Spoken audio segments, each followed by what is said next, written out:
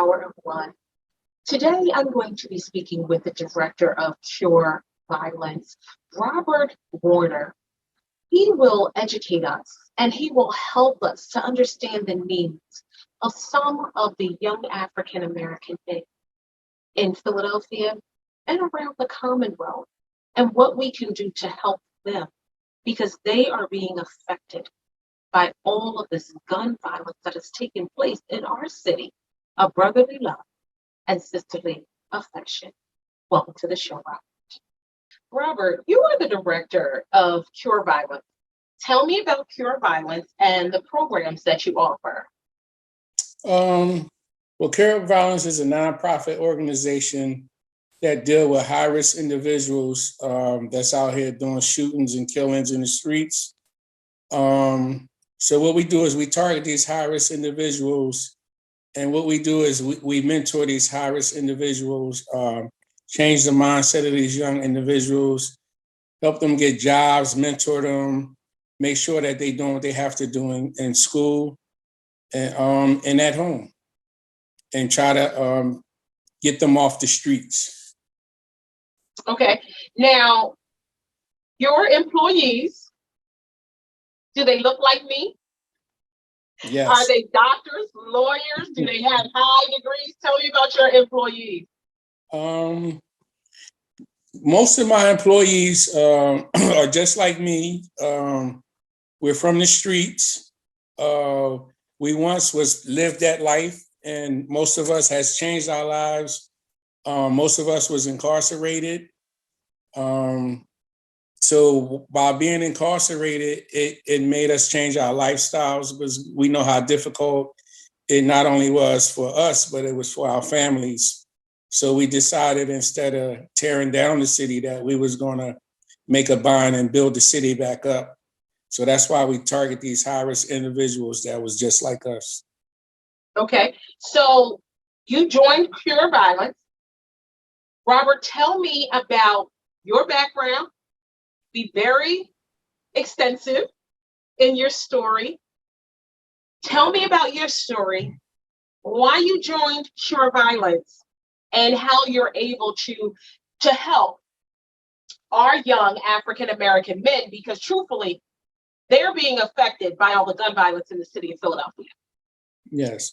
Well, I grew up in North Philadelphia. I was raised by my mother and my grandmother. It was 6 of us, 5 boys and 1 girl. Growing up, it was pretty good. I had 6 uncles, 2 aunts that actually helped out raising us. So when we moved away from my grandmother, me and my mom and my brothers and sisters, we moved up about 7 blocks away. Growing up, my home burned down. And I was like 11, 12 years old. And once my home burned down, I decided that's when I made the wrong turn. I made the wrong choices and decisions because instead of me going to stay with my mom, I went to the streets and I started selling drugs at a young age. Upon me selling these drugs, I was incarcerated. For the first time, I was hit with 3 months probation and I didn't learn anything. I continued to sell the drugs. And then it became a part of my life. I actually ran a corner for 20 years. I thought I was helping the community out by getting this money and, helping people, with clothes that was less fortunate. And, and as I grew older and once I got incarcerated for the last time, I understood the effect that I was having on the community. But while I was incarcerated, for the last time, I was sentenced to 160 months, which is 13 years, 4 months. And off that 13 year, 4 months, I wound up doing 10 years in prison, in federal prison. I came home in 2009 and I started working at Five Guys Burgers and Fries. Um, for the first 6 months, I was doing so good that I became the manager at Five Guys Burgers and Fries downtown at 16th and Chestnut. So my parole officer came to me, and there was a program called the STAR program, the federal system, which you do a year in and you get a year off your probation. I also was sentenced to get 10 years probation. So he asked me to come to this program. So when I went to the program, I started noticing the guys that was coming home from prison, they wasn't able to find jobs. So I started hiring these young men. And so the judge, he thanked me for hiring these young men. And I just continued to hire these young men, and young women. But I also was doing motivational speaking because I picked up this trade inside the jail. I noticed a lot of the young guys was coming in that didn't have any guidance. No one was there for them. So I started helping them out, and I started doing motivational speaking. So I got with the program inside the prison called ROPE, and ROPE actually helped me out because it gave me a chance to come outside the prison and tell my stories in detention centers and elementary schools. And so that's how I really got started, made this my passion. So I joined the program, the STAR program. I was able to reach these young men, young women, and within a year, I was running 6 stores for Five Guys Burgers and Fries. So that really, helped me out. So how I got familiar with Cure Violence, it was when I came on, it was ceasefire. So when I came on, I was there it was ceasefire for 4.5 years.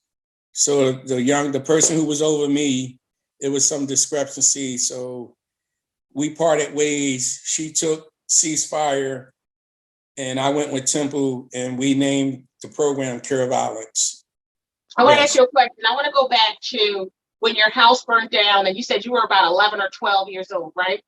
Yes. What did that do to you, which made you want to start selling drugs? What that did to me, I was trying to figure out a way to get fast money because every day I had to wear the same clothes to school. So, the kids were not per se bully me, but they were, you can hear the whispers and, the kids making fun of he wearing the same clothes, not understanding that this was a serious problem that I was going through. So I guess I chose the easy way out. So once I started selling drugs and I started getting the money and I'm buying clothes, I'm buying jewelry, I got cars. Now I'm the man now. So, but that was one of the worst mistakes that I made in my life because I actually was a very good basketball player. I ran track. I played football. I played baseball. We played hockey. I was very talented in all these different sports.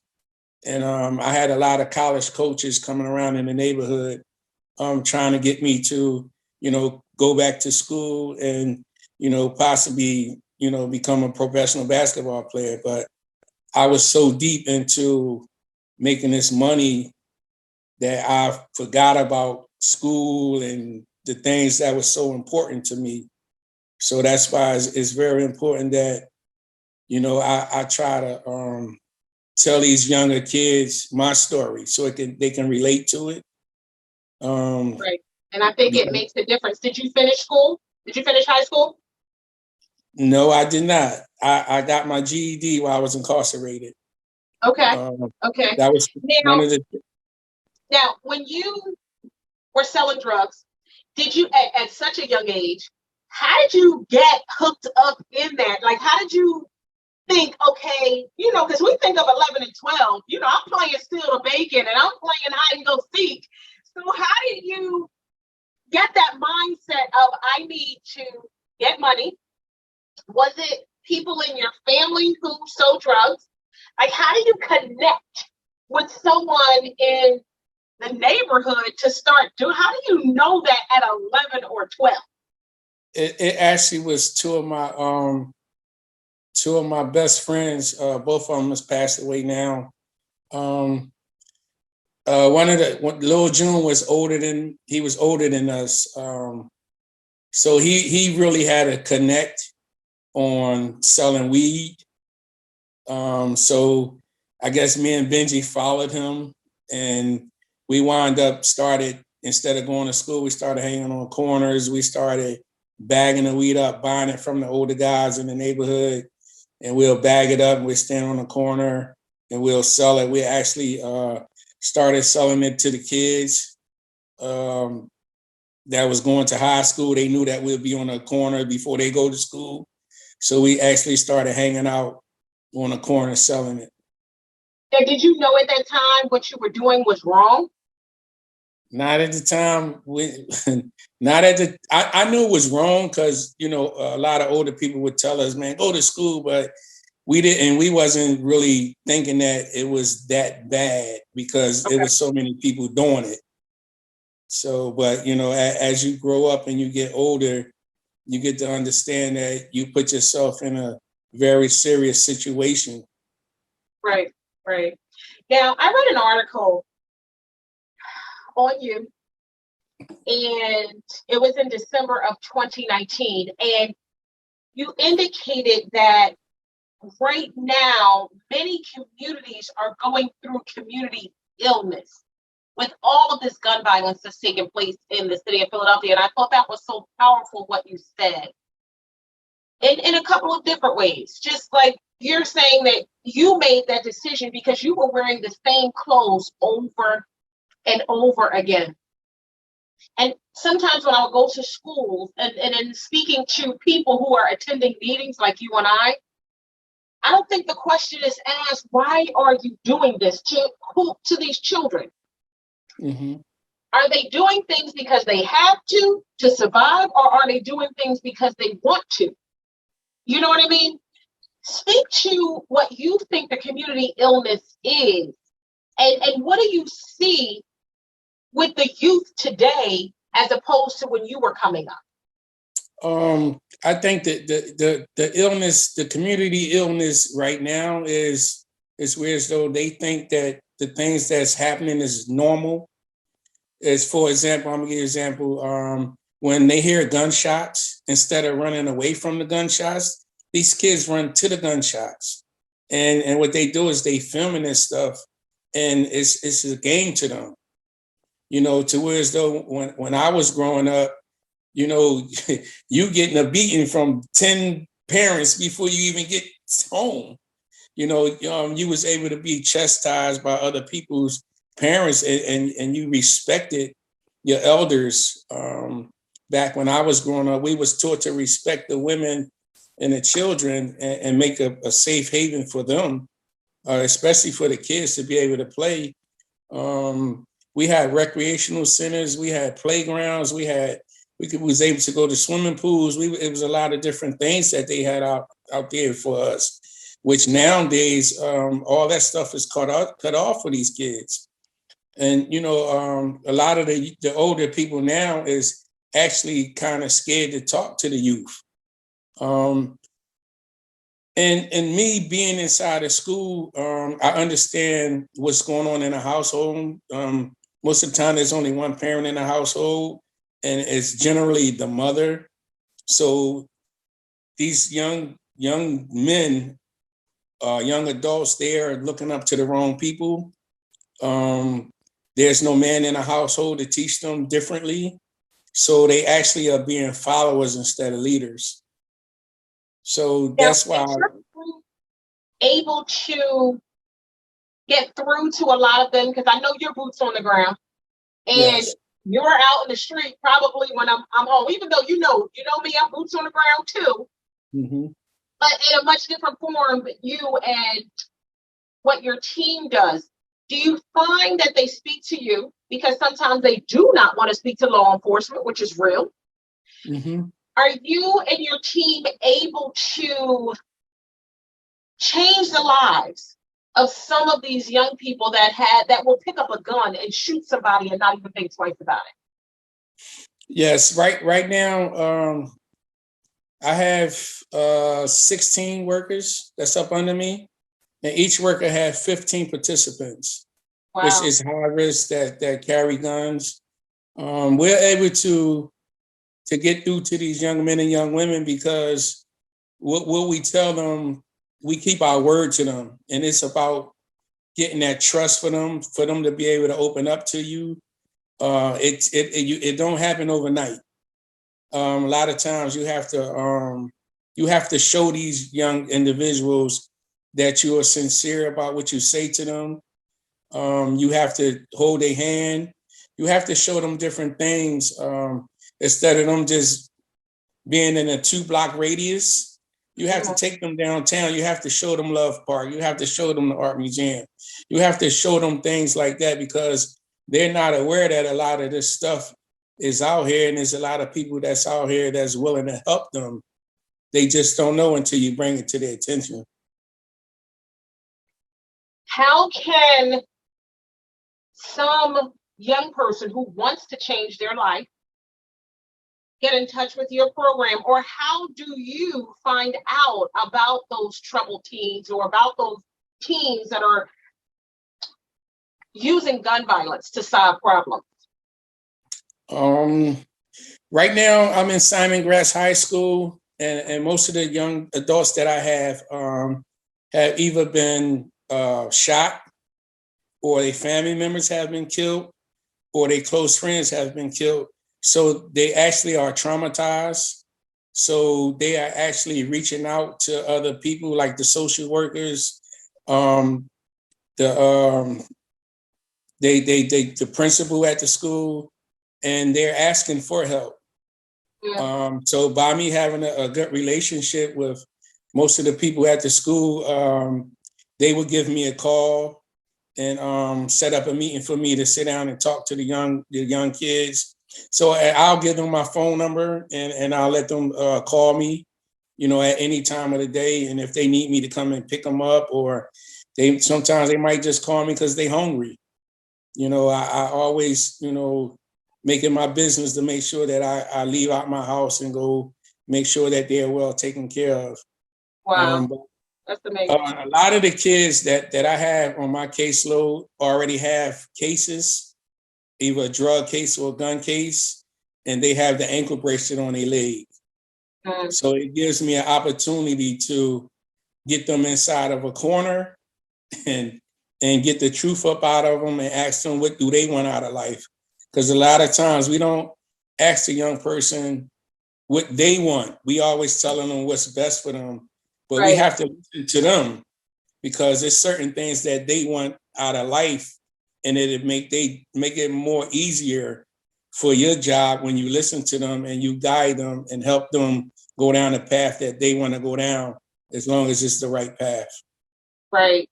It is so heartbreaking to see in the news 13-year-old shot and killed, 14-year-old shot and killed, 15-year-old shot and killed, 16-year-old shot and killed, 17-year-old shot and killed. It's just heartbreaking.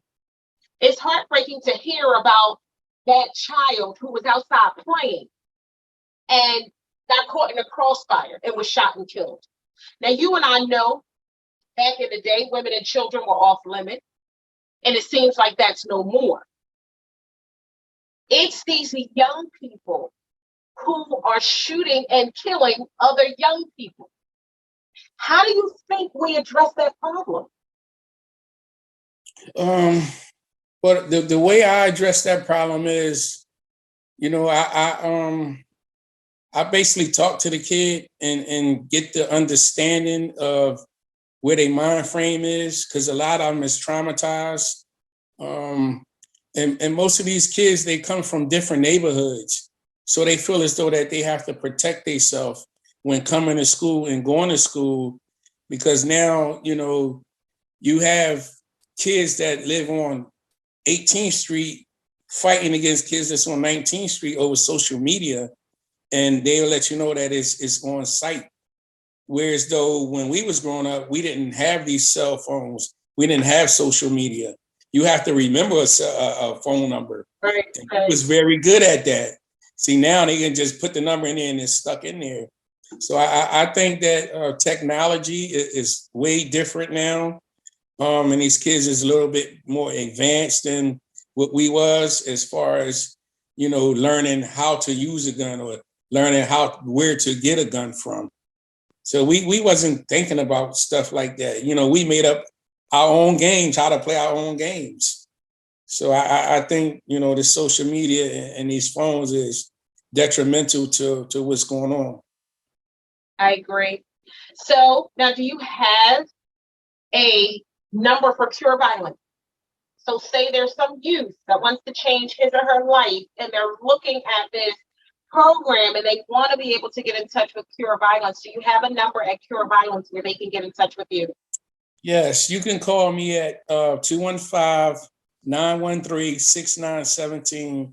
I'm always open to talk or to go meet a kid at their dispense. Even it could be an adult, they're not exempt, because, adults need to be talked to sometimes too. That's true. That's true. Robert, I thank you so much for sharing your story. Anytime. Will be and have been an inspiration to those who at one point made some decisions that probably was not the best, but then you turned it around and made it work out toward your good, to where you're able to help those who may be going down the wrong path or who have gone down the wrong path. So I thank you so much for all of the work that you're doing in the city of Philadelphia.